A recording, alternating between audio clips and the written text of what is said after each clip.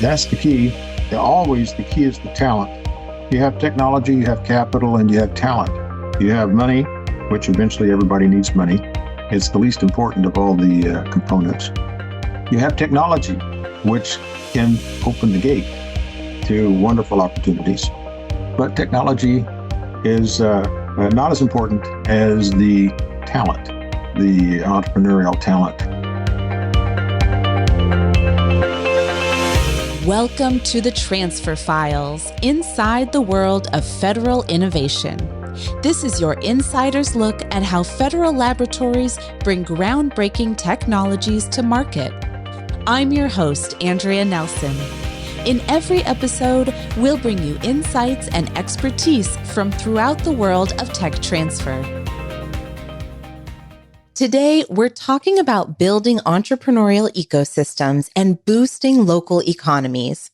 If you listened to our earlier episode with Chris Campbell, the CEO and founder of Simplify Automation, he talked a lot about how critical these ecosystems are to a startup's success and even its survival. My guest today has spent decades creating innovative programs that help build these ecosystems, especially in regions that often get overlooked by venture capitalists and other investors. Outside of the hubs like Seattle and Silicon Valley, in places like Arkansas, Iowa, and Oklahoma. Robert Hurd is the founder and managing director of Cimarron Capital Partners and Development Capital Networks, or DCN. Cimarron Capital Partners is an investment firm that attracts not just money, but also business building expertise into underserved regions to create fertile grounds for startups.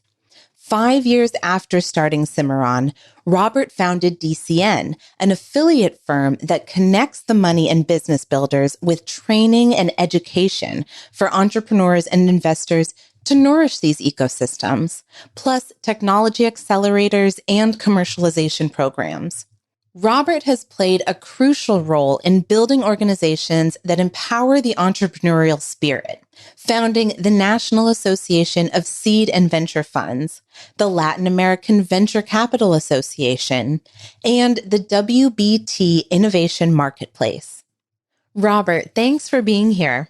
Can you first talk about that expansion from the investment side to really cultivating these entire ecosystems?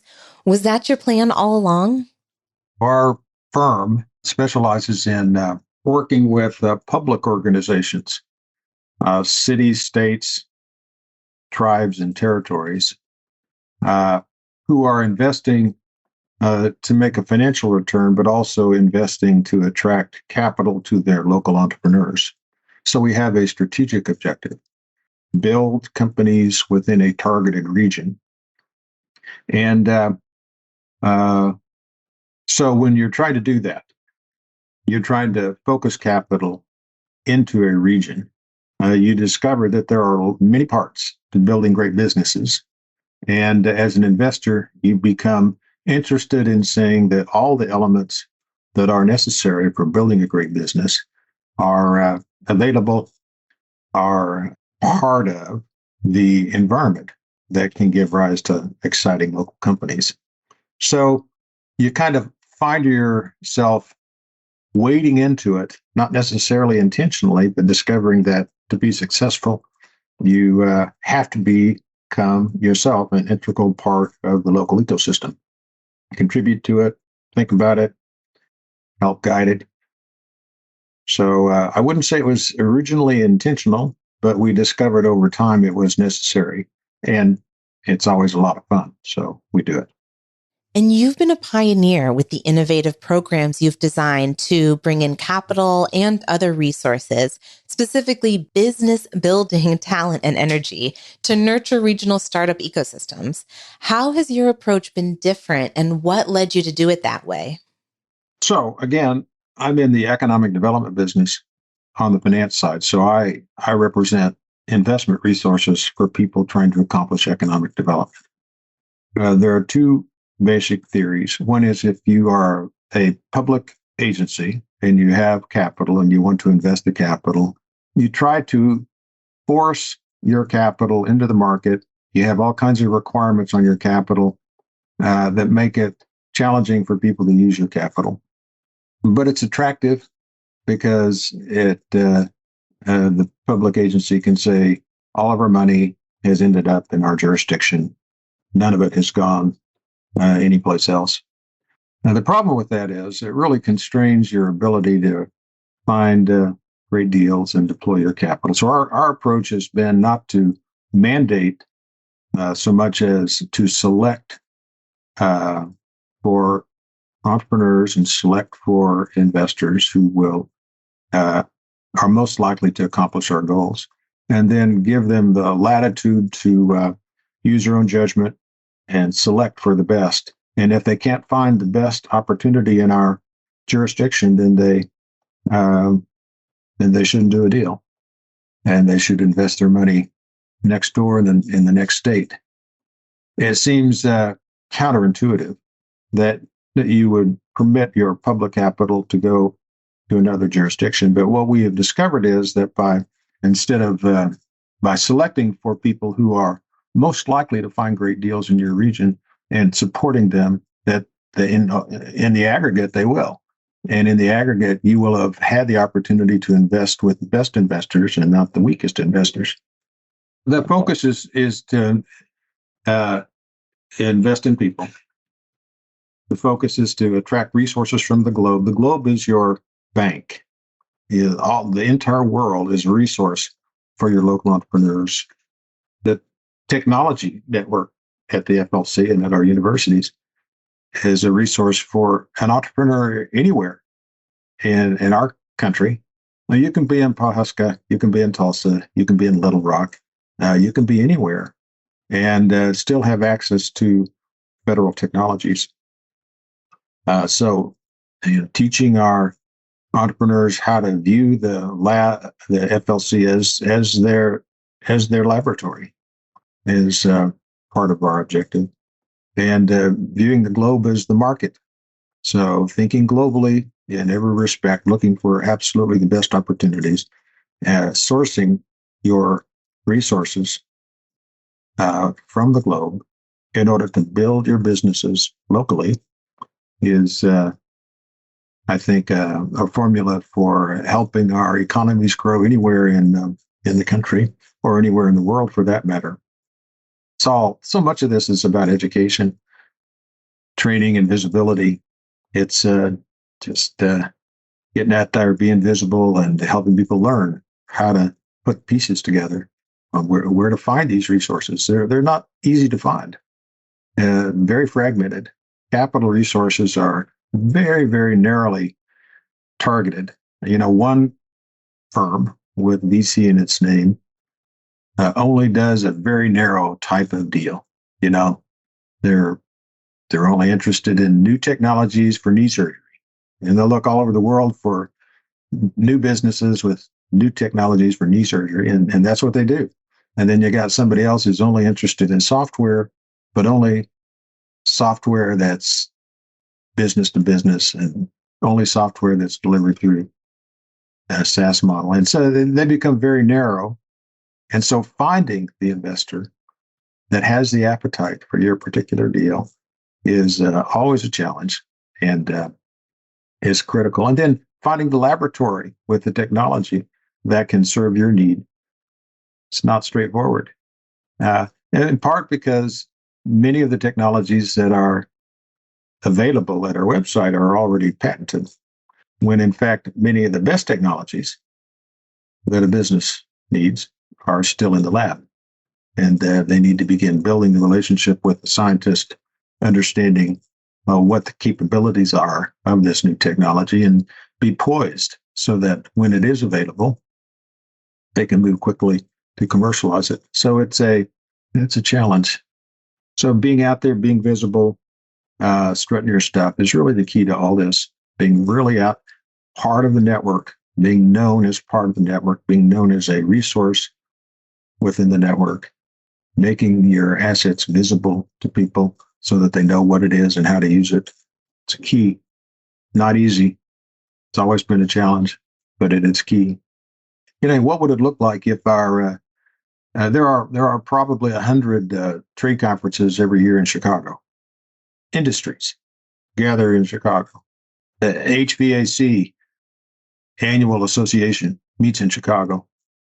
What would it look like if we identified technologies within our lab system that were specifically valuable to that industry? New types of insulation, new types of controls, new types of fuel efficiency, and got on the agenda and showcased our technologies to the conference of the HVAC people, the contractors who showed up, and the vendors who were making products for those contractors and were eager to sell better products and could utilize technologies to make better products. And what would that look like? And if you did that for the trade shows that showed up in Chicago, what would be the impact?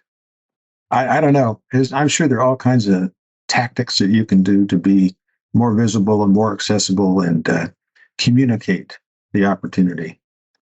We probably need a budget for it. We probably don't have a budget for it, and so it probably won't get done. But it's the cost of marketing our technologies should be much more robust than it is relative to the capital we invest in building these innovations. A lot has changed in the startup landscape since you started doing this in the 90s. So, what have been the biggest changes, and how does that impact how you do your work? Well, the world is a lot smaller today than it was in the 90s. The knowledge of investing, the knowledge of business building, the knowledge of entrepreneurship is much more widely known than it was in the 90s. The culture of entrepreneurship, it was centered around tech hubs like Boston and Silicon Valley, places like that. And to really experience the culture of entrepreneurship, you had to geographically go to places like that. Today, it is still very helpful to be geographically connected to a lot of people who have knowledge of building and growing technology companies. But there are alternative ways of connecting. Today, our telecom systems are so wonderful with Zoom and Teams and things like that. It's you can feel very close to other people while being very far away geographically. And so that's quite different. And the opportunities people have today to find knowledge is just unbounded. Any person, anywhere, can find almost anything, any time of the day or night that they think they need from any location. So you can be in Slovakia or Pahuska and find what you need in many cases today, when in the past it would take a lot of work to find it. So that's number one. Number two, you have a lot more investors today, particularly angel investors. There was a time when there was not an organized network of angel investors. There have always been individuals who invest, but they historically, in the past, were not really technology investors or startup investors. They were investors in established companies. People always bought and sold companies. Today, in America and throughout much of the world, we have a visible network of angel investors who seek out technology startups, who have learned how to do it and are hungry to do it and are available to entrepreneurs. Those are two big differences. So it sounds like the volume and activity has increased across the board. Is it just a fire hose now of innovation and entrepreneurship and growth? And has that created any unexpected challenges? It is a global phenomenon today. I mean, there are people who have learned how to become entrepreneurs in Estonia and Nigeria. All over the world, people are learning what it looks like and feels like to become a global entrepreneur. So when you're sitting in Tulsa, Oklahoma, and you're thinking about building a business using technology, you today are aware or need to be aware that there are competitors all over the world probably thinking about the same market opportunity, trying to figure out how to serve the market opportunity, perhaps with competing strategies, competing technologies. And so you can't sit on your hands. If you have decided that there's an opportunity and it's a big opportunity and a global opportunity, you have to be prepared to move very quickly to take advantage of it. I mean, speed has always been important, but it's more and more important all the time, which in part has driven the need for capital because you can't move quickly when you don't have money. You're not making any money yet when you're a startup. You're just spending money. And so you have to have other sources of capital in order to grow quickly, which in part is why technology from federal laboratories is so important. One of the biggest costs of a business, if it's relying upon technology, is the cost of developing the technology and testing the technology. Federal labs are inventing technology for their own purposes, for their own needs, and then making that technology available to the businesses. Those are costs that a business can avoid. I once licensed, as part of a startup, the licensed technology from NASA Armstrong, and don't know how much NASA spent on the technology. It was probably millions of dollars, and our little business had access to it for basically nothing. So those are capital costs covered in an alternative way. We didn't raise money for that. We raised a technology partner for that from a laboratory. Tech transfer is a key piece of this building of local economies. So beyond what you've just mentioned, can you talk more about how it fits into the whole picture of these ecosystems that you've built and how that may have evolved over the years? So I would say it's been a critical part of how we've done our work. It's been a useful part of how we've done our work. And we've been able to support certain companies that had an absolute need for advanced technologies in their businesses. Frequently, we start with entrepreneurs who themselves are engineers or scientists, and they are the originators of that technology, or they have found the technology at a university. Increasingly, it's my hope that startup entrepreneurs and established companies will find technologies from our federal labs because it's a wonderful resource, an incredible and very, very large resource for some companies. So the members of the FLC historically have attempted to transfer their technology to big companies, sophisticated companies, big companies that know how to incorporate external sources of technology into their own systems. It's a very smart strategy and has worked well, I think. It's been a good way to take advantage of our federal technologies. Increasingly, however, FLC members in some cases are interested in directing their technology investments to startup companies. Startups represent a different way of commercializing a technology. So understanding how to work with entrepreneurs, how to vet a good prospective licensor from, say, a weak one, are skills that our FLC members are acquiring. As they get better at it, as they get more comfortable at working with young and startup companies, that'll probably grow. I think the appetite among entrepreneurs for technologies coming out of federal labs will continue to grow. A startup that can claim that it has partnered with the federal lab finds it very helpful as just part of their origination story. To say, yeah, I got a technology from NASA. I have a technology from from Battelle, not Battelle, they're not a lab, but from some other laboratory. It's a very valuable thing. It gives them some credibility with their other partners, their other resource providers, if they can attract a partner from Los Alamos or San Diego or NASA or DoD. Do you find among tech entrepreneurs that they know that it's an option to partner with federal labs in all of these different capacities? No, it's almost completely unknown.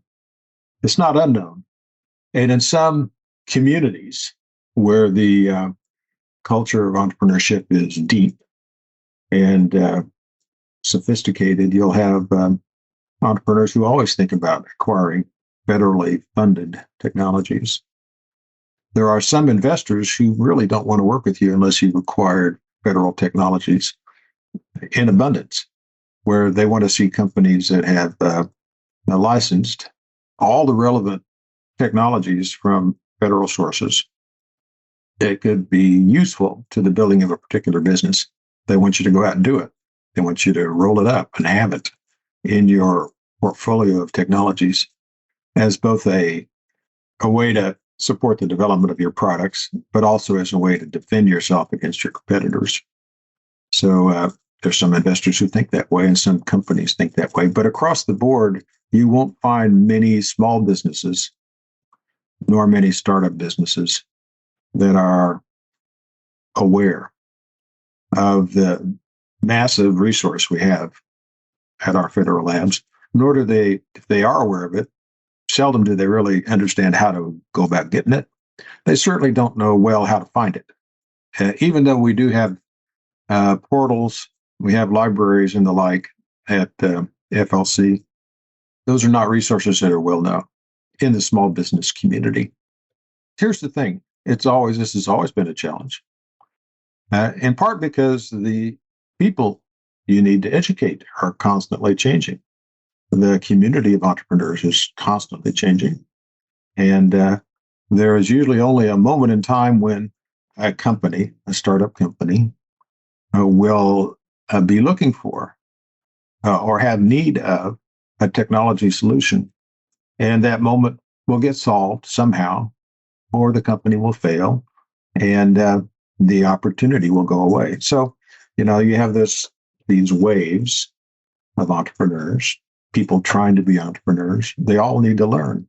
And so the challenge of being visible, being known in the community of entrepreneurs will always be a tough job, something that our consortium needs to always focus on. In federal tech transfer more broadly, what are the events you've seen or experiences you've had in your decades in tech transfer that most influence how the tech transfer community should move forward? So, of course, the FLC is all about transfer. So they succeed when they transfer. They succeed when there's a transaction that moves a technology that only sits in the lab into a business that finds some way to commercialize the technology. So there's a transaction that happens. The events that have been most helpful, I think, are those that put technologies on the podium, give people an opportunity to talk about the value of the technology in solving a particular problem, and paint a picture of how the solution can help make a product better or a process better in order to serve a viable commercial market. Telling that story from a stage is extremely valuable because it gives the people in the audience a way to take their layman's understanding of technology and translate it to their sophisticated knowledge of business. They begin to understand, okay, here's what this could do for me. And so when we found ways to put our tech transfer officers and our scientists on stage in front of people who are hungry for technology, it has always been a wonderful opportunity to the extent we can be visible with our technologies to potential licensors and investors. To the extent we strut our stuff, say we got this great stuff, here's what it is, here's what it does, here's the problems it can solve, then we are doing our marketing job. We are finding the people who could make good use of our technologies. We then still have to do the transaction. We still have to follow up. We still have to monitor.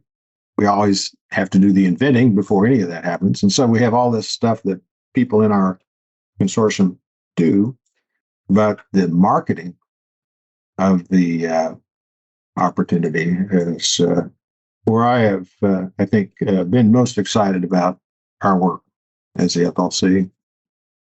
That brings up an interesting point because you're at the intersection of investors and entrepreneurs and inventors. And I imagine that they have different and overlapping interests and perspectives and even languages, like you were just alluding to, the tech language and the business language and different priorities. And I think that's similar to what a lot of tech transfer professionals experience. So what challenges does that create, and how do you navigate that to get everyone on the same page? Okay, well, that's a good question. And what you just listed were the parties to a transaction. You have the investors, you have the entrepreneurs, you have the lab, and they're all looking for a good deal. They're looking for somebody that can take their resource and make good use of it and produce the kind of returns that they're looking for. The translation among those various parties is done by the entrepreneur or the business manager, the person is building the business. It's that person that the investors trust or are looking to trust. It's that individual that the technology transfer officers is preparing to trust. That person is at the heart of the deal. And it's that person who enables all the parties to contribute to the building of the company. That's the key.